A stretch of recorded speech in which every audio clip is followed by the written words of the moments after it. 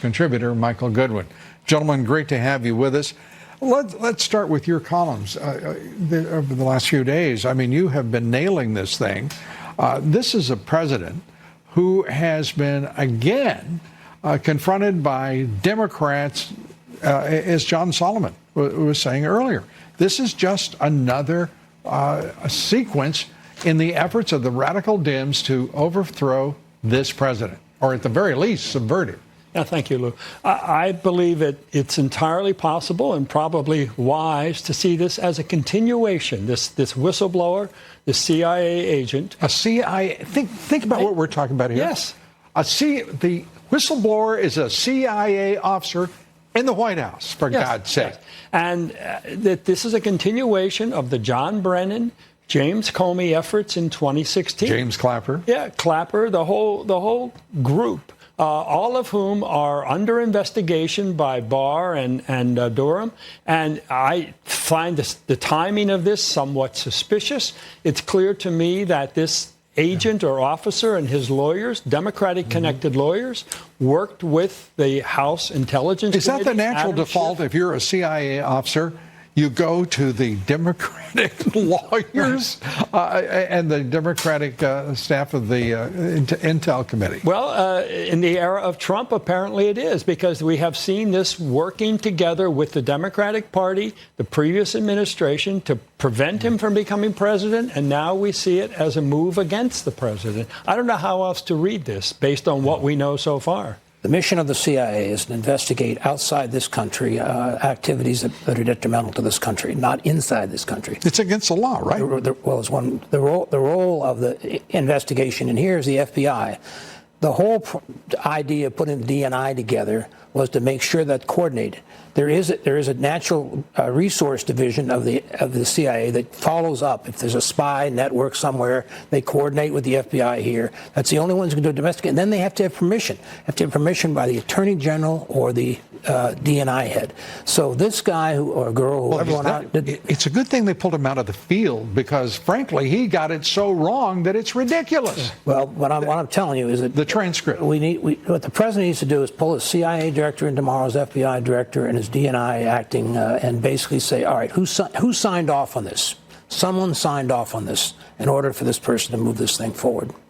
And if they didn't, then let's throw them in jail for falsification of a document.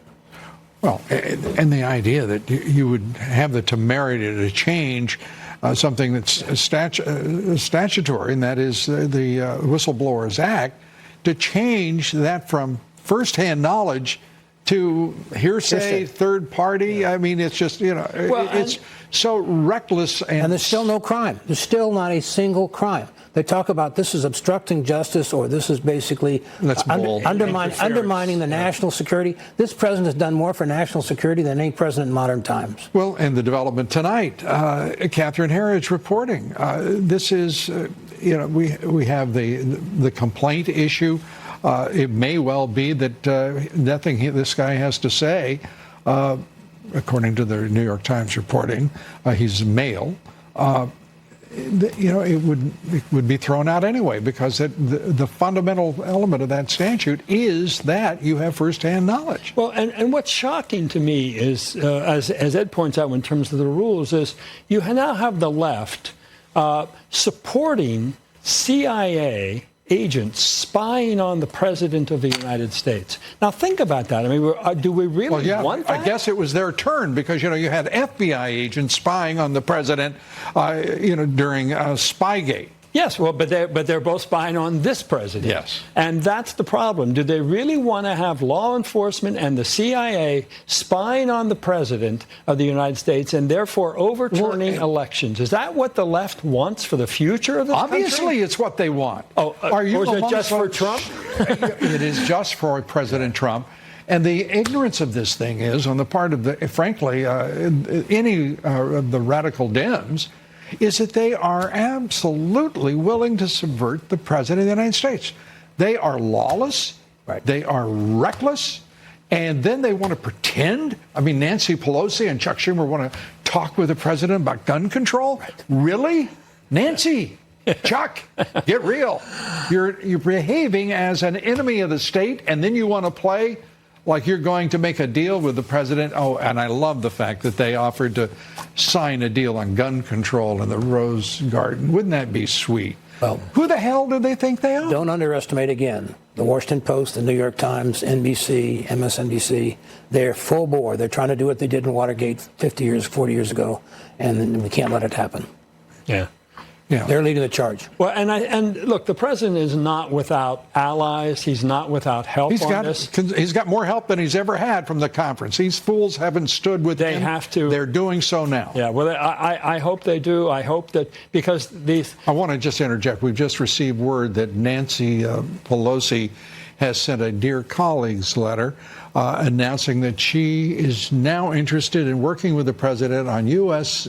MCA, the Canadian Mexico, the U.S.-Mexico trade deal. And I just heard something else. And what else?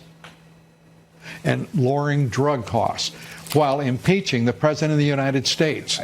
Do you know that's also, at some point, what do you say to Pelosi and Schumer? I don't think we can say it. I'm not allowed to say it. Well, let us get a go something. I'm editing quickly, but My mother would wash my they're tongue going to out. have to come down with "Go to hell."